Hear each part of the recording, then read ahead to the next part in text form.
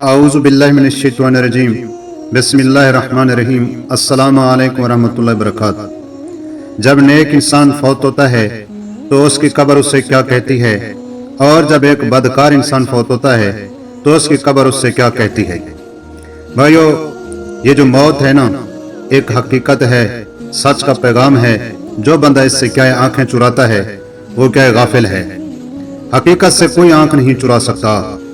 आज इस वीडियो में हम जानेंगे कि इंसान के साथ कब्र क्या करती है।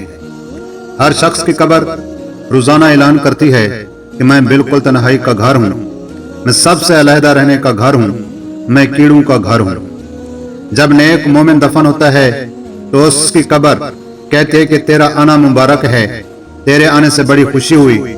जितने लोग मेरी पोस्ट पर चलते थे उनमें तू मुझे बहुत पसंद था। आज तू मेरी मातहती में आया है तो मैं अपना तर्ज अमल तुझे दिखाऊंगी।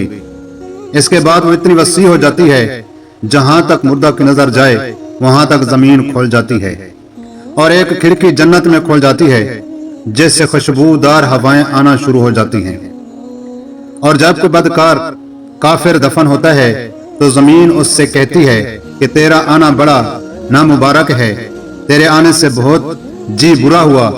जितने लोग मेरे पोस्ट पर चलते थे तो उनमें मुझे बहुत ही बुरा लगता था। आज तू मेरी मातहती में आया है तो मैं अपना तर्ज अमल तुझे दिखाऊंगी।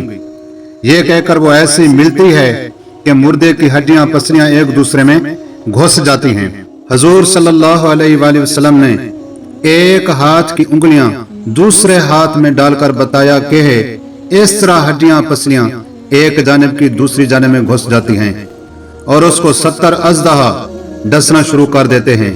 वो ऐसे जहरीले होते हैं कि अगर इनमें से एक भी जमीन के ऊपर फूंक मार दे तो क़यामत तक जमीन पर घास उगना बंद हो जाए। दुआ है कि अल्लाह रब्बुल इज्जत हमें ईमान की जिंदगी अता फरमाए और ईमान वाली मौत नसीब फरमाए। अल्लाह तबारक व तआला हर मुसलमान को अपनी हिफ्ज़ व अमान में रखे। आमीन सुम्मा आमीन।